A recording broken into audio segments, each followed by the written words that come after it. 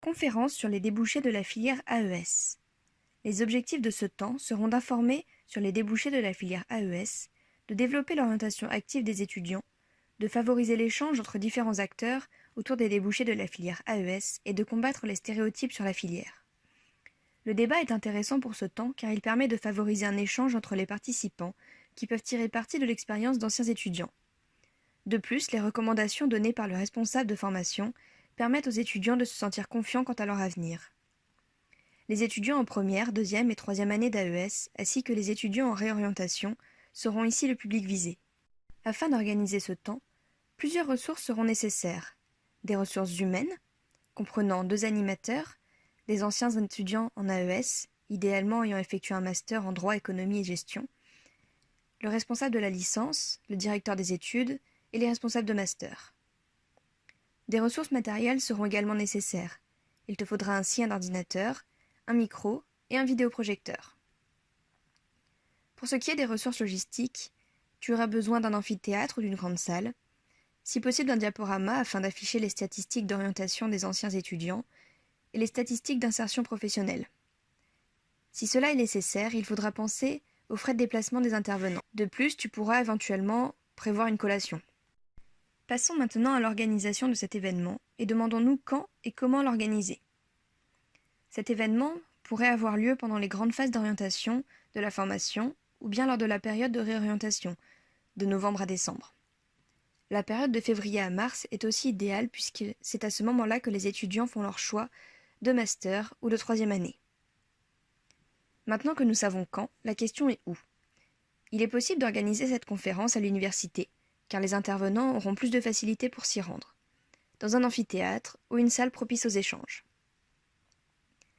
Et maintenant, comment communiquer sur l'événement ?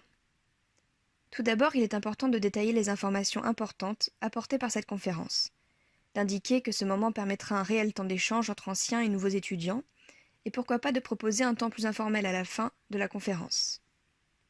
La préparation de cet événement prend environ 3 semaines. En premier lieu, il faudra planifier l'activité, c'est-à-dire choisir la date et le lieu, élaborer une stratégie de communication auprès du public cible, planifier la phase préparatoire et répartir les tâches. Il faudra également contacter les intervenants et rechercher les données nécessaires à la confection du diaporama. De plus, tu peux demander à ce que la conférence soit inscrite au sein de l'emploi du temps des étudiants.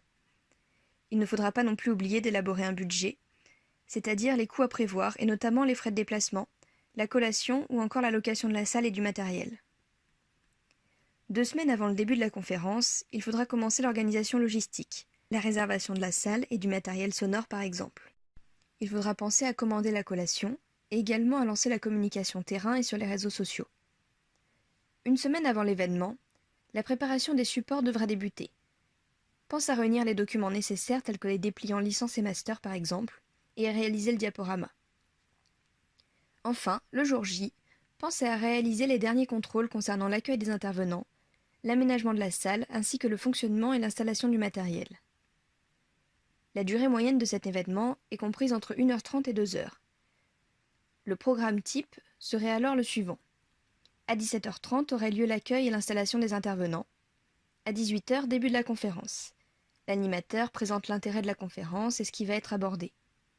À 18h15, présentation des données d'orientation et d'insertion professionnelle. À 19h, présentation des parcours des anciens étudiants. À 19h45, tu peux prévoir un temps de questions et d'échanges. Et enfin, à 20h, clôture et collation. Il est important de bien se répartir les rôles en nommant tout d'abord un animateur, responsable de l'animation de la conférence. Il aura pour rôle de développer le fil rouge de la conférence, de préparer des questions à poser aux intervenants, mais aussi de répartir le temps de parole et d'indiquer le tour de prise de parole lors du temps de questions. Il te faudra également un animateur responsable de la logistique. Il sera en charge de l'aménagement de la salle, de la vérification des supports et du matériel, ainsi que de l'accueil des intervenants. Il pourra aussi se charger des photos, de la distribution des dépliants, et superviser la préparation de la collation.